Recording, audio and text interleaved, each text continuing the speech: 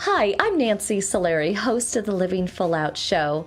As many of you know, I have retinitis pigmentosa, which has caused me to go legally blind. Now, what does that mean? Well, that means that I suffer from depth perception loss, night blindness, color blindness, you name it. Although, ironically, I have a vision for my life. I want to be out there. I want to travel. I want to be in love. I want to have a successful career. So it's interesting because even though I'm legally blind, I see with my mind. It is my eyes. And in my mind, through my eyes, I see myself dating, being happy, smiling, having fun, and really having romance in my life. But you have to choose to want that, and you got to take the action steps to get it.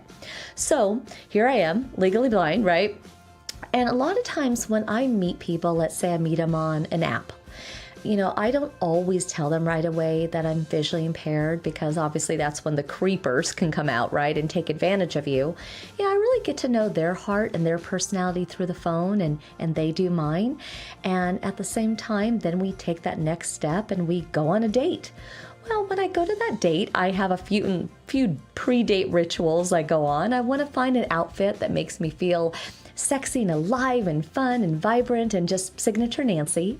I also want to make sure that I listen to music as I'm getting ready and curling my hair that really puts me in that right vibe. And then when I get there, I like to get there a little bit early. I like to connect with the hostess and maybe even the server and find a table that has the best lighting or is quiet. And I really prefer to sit side by side. That way I really get to connect with the person I'm with or hold their hand or just be able to hear them really well. And I remember this date that I went on and all of that was in play. We talked on the phone, good chemistry, sounded nice, loved dogs. I had my pre-ritual going. But on that particular date, I did something I hadn't normally done. Normally, I did all that and went on the date by myself. But this date, I took my guide dog, Frost. And I knew he was a dog lover, so there we were, Frost and I suited up, ready to go. We did all that doing before he got there, meaning we met with the server, and I even had an apple martini in my hand, ready to go. And when he came, he met me and he met Frost. And I didn't take off Frost's harness. It said right there, Guide Dogs for the Blind on it. And, I know in his mind, he was probably trying to connect the dots of it all. Here he had signature Nancy, just as happy as can be, and a very joyful Frost. He is such a happy boy, a 77-pound Labrador, but just sweet as could be. And Frost really gave me some great cues. He jumped up on this couch next to him and started licking him, so I knew that was a good sign. I was like, well, Frost likes him, then yeah, that's good. So we continued on the date. We had a good time. But the thing is, I'm also not a desperate woman, meaning that, the chemistry just wasn't there. To be honest, between you and me and all of everyone listening, it was really the way he spoke of his family.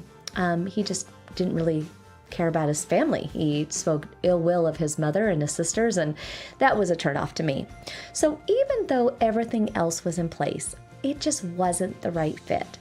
And we kind of went out of the restaurant, and he's like, "Are you gonna be home? Good to get home on your own?" And I said, "Yeah, Frost and I, we got this." I lassoed up Frost, and we were off and running. And I remember as we were walking home, and I'll never know if the guy looked back and watched us walk away or wondering how we did it. But on our way home, I paused and I kneeled down next to Frost and I said, I hope one day I find my two-legged man. But until then, I've got you. And he gave me a huge wet kiss on my cheek. And I was like, all right, Frost, we're out of here. And we kept on rolling.